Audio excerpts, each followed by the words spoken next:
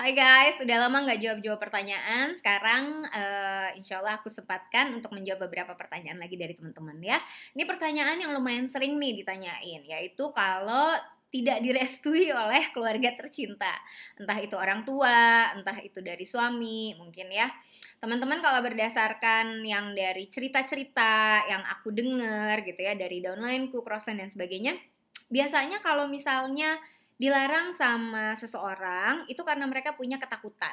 Mereka punya sesuatu yang perasaan yang takut ada sesuatu yang jelek nanti terjadi sama Anda dan nanti jadi terpengaruh tuh ke semua keluarga gitu ya. Contohnya apa sih yang paling banyak nih? Karena mereka nggak ngerti bisnisnya, teman-teman.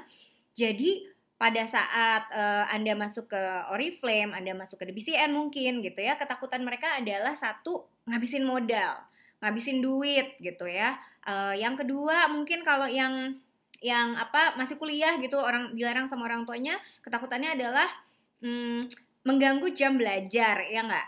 Terus ketakutan lainnya adalah ya kalau misalnya Anda seorang istri dilarang sama suami, ketakutan mereka mungkin adalah jadi nggak jaga anak, anaknya jadi terlantar gitu ya. Terus jadi nggak masak, rumah jadi berantakan dan sebagainya gitu.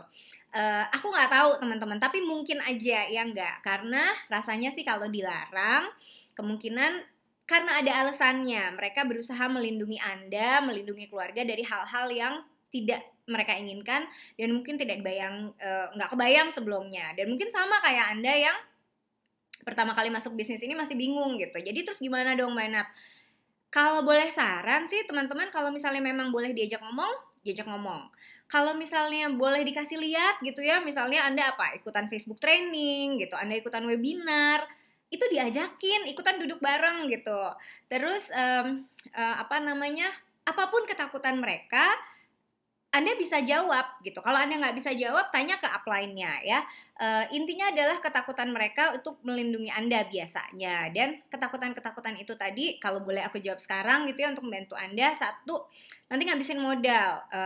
Enggak, kalau misalnya yang aku tahu sih kalau di grupku, itu mengajarkan bahwa kalau Anda tidak punya modal, Anda mau tidak mau harus berjualan. Kalau jualan sendiri kan harus ada modal Mbak Nat, harus ada katalog gitu ya.